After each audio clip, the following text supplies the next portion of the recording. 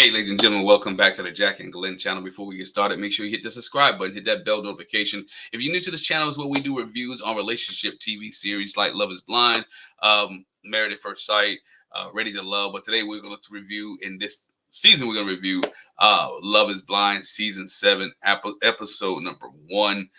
We're back, right? This time, Love is Blind is in the Chocolate City, Washington, D.C. Washington, D.C. In this episode, we see the pods officially open up, right? Nick Lachey and his wife officially open up the pods. And one of the first members that we get a deep look into, right, is Ashley A, right?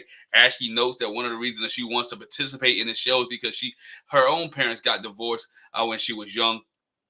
And instead of feeling put off by romance and getting put off by the thought of being loved and the thought of being married, she has made up in her mind that she wants to be married, right? She wants to be married. She meets and she interacts with a guy named Tyler in the pod. And Tyler's nervous and Tyler's vulnerable. Tyler is a real shy, but they get into really some good, deep conversations, and they begin to elaborate on their family, on the history. We learn that Tyler is part Serbian, right? And he grew up with his mom and has siblings, and his grandma passed away, which has really been hurtful to him. And he wants to find love, and he's been dating and been around with a lot of other women, but he have not found the one, right? He's doing something different this time, and which is in the pods. He's not basing it off of looks, but he's basing it off of how he feel and how he shares love. And I think these two right here, for the first episode, match up very well, right? They are refreshing to see in this first episode. They're refreshing to know that they are trying and putting forth the best effort, right? Ashley told Tyler, look, I just think it's attractive when guys are vulnerable and can be themselves. I can tell that there are some good people behind the wall, and I can't wait for my next date, right? So she's excited about Tyler, right? They're excited about each other, excited about having a date with each other. They're real refreshing. So we'll see where this relationship goes. I think they are one to watch for this season of Ready to Love. Good. Love is Blind, right? Episode of Love is Blind. But what we find out here is, it is if you have not watched Love is Blind, it's based off the fact that they can't see each other. So really don't ask about what they look like too much. We had, I believe it was Garrett who asked Taylor later on, was she white? No, was it maybe Leo? Leo asked Hannah, was she white? And so you don't really see too much of asking people about their appearance, one another's appearance. But they do talk a lot about age. They do talk a lot about size and things of that nature. But we'll get to that a little bit later. One of the first people that we saw, another couple that hooked up was Nick, man. Nick D, right? Nick D was a former college football player, college punter, right? From the College of William and Mary, right? He was a punter. He played in the CFL. He played in the XFL. Now he does real estate. And he started to talk to a young lady named Hannah, right? Hannah's from West Virginia. Hannah quit her job, a very good, lucrative job. I think she was medical sales.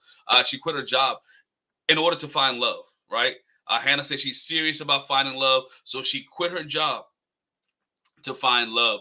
Hannah also hit it off with another guy, Leo, right? Leo is an art dealer, and Leo has a rich history of money.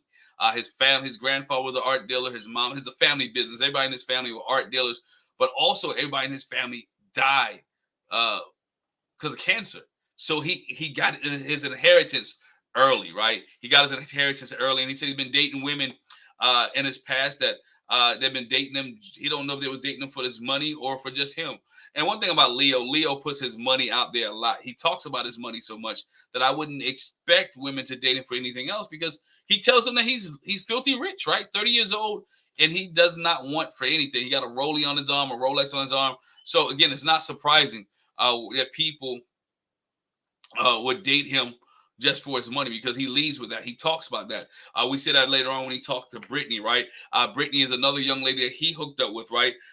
Brittany works as a esthetist, right? Esthetician, excuse me. She works as an esthetician, right? And she shares that she tells, because she comes out in front and says she's blonde, says she dated athletes before, and as working as an esthetician, she said, look, Her goal is to be a trophy wife. She wants to be taken care of, right?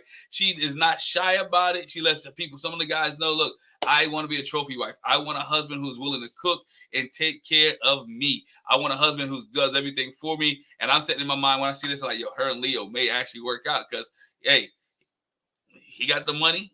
She don't need to work.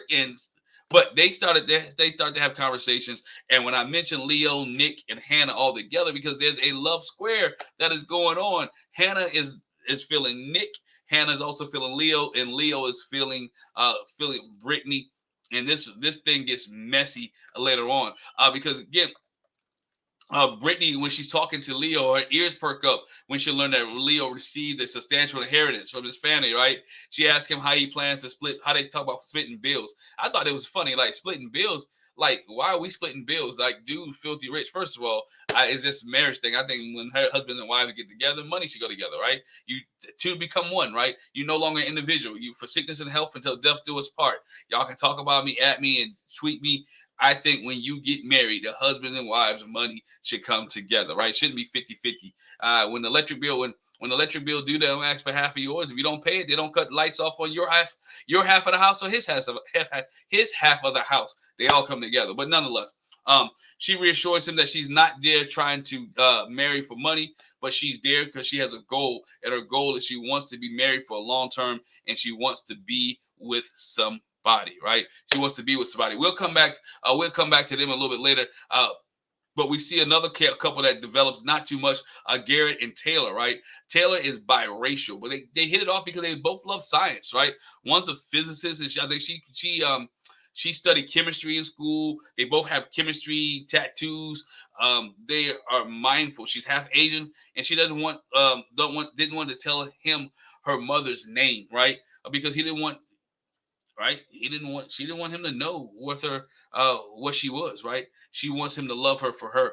And Garrett said it. Garrett is the one who said it. He said he's only dated white women. Right? He said he's only dated white women. But he gets it though, right? Gary gets it. He understands. He wonders if she's being intentionally or just calculating. But once he understands that Taylor's just trying to honor the rules of the game, everything begin to smooth out, and they begin to have a little bit of peace, and they begin to have a little bit understanding here, right? They begin to understand where things are going. Interested to see where they go later on. But then let's get back to the Nick, Hannah, Leo, Brittany debacle, right? Leo goes back to the pod. He explains that he's already torn between his connection with Hannah and with Brittany. For her part, Hannah's hitting it off with both Leo and another date, which is Nick, right? Who doesn't know who's the rest of the women.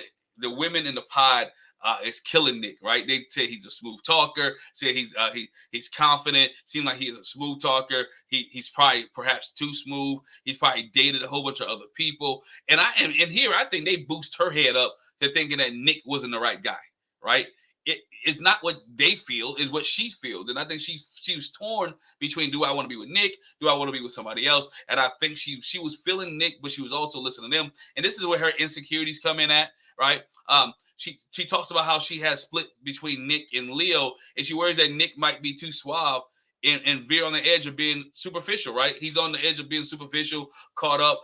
She talks about how he was an athlete, and he's probably been around a block with a whole bunch of women, and he's probably good looking, and she doesn't want to have to deal with other women think he's good looking, or him flirting with other women. The women talk about how Nick sounds like he's a walking red flag, but Hannah still doesn't know what to do, right? She still doesn't want to cut him off. And she's making up her mind to go talk him off. But she's like, oh, if I was 250 pounds and maybe not like a supermodel, I know he wouldn't give me a chance. Look, you don't know. He's basing you not off the fact that you are who you are. And he said it. When she goes talk to Nick later, Nick says, I don't care what you look like.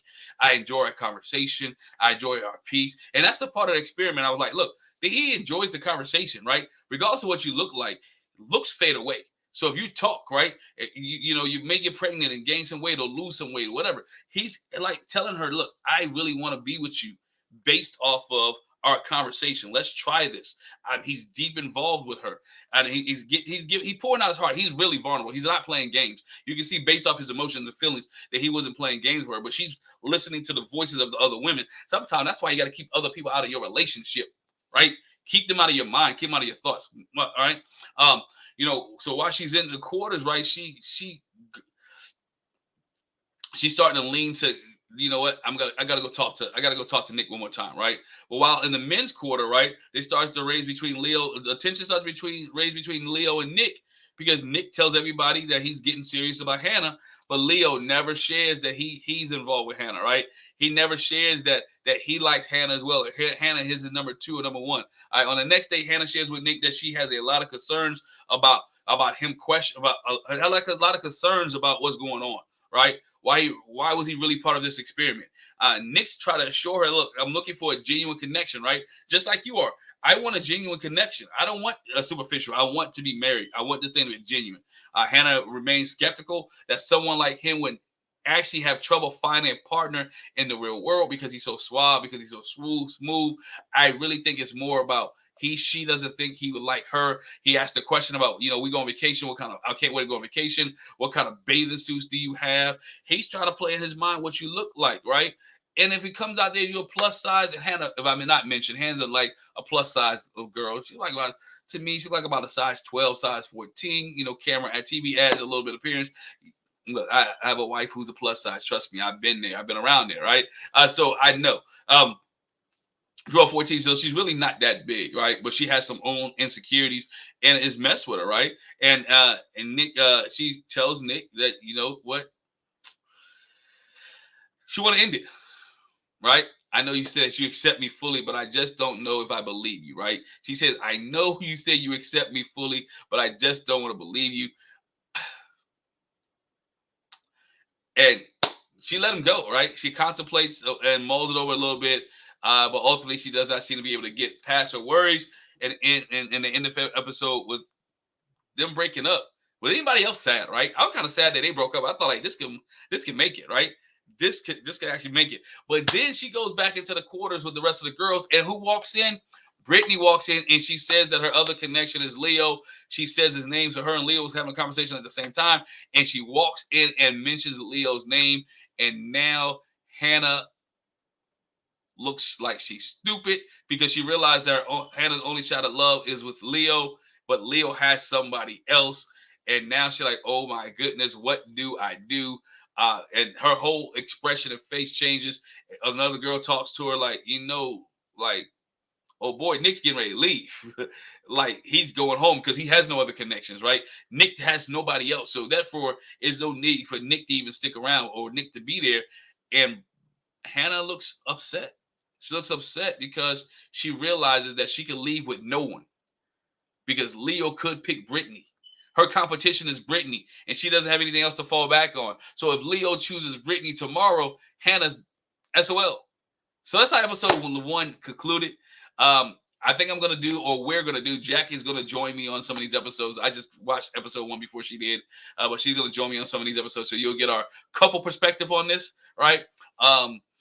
Of Love Is Blind. Hey, stay tuned, man. Y'all let me know what y'all think in the comment section about Hannah, Brittany, Nick, about Ashley W, right? And Tyler and Garrett and Taylor. Give us your thoughts. Give us your thoughts on episode 1.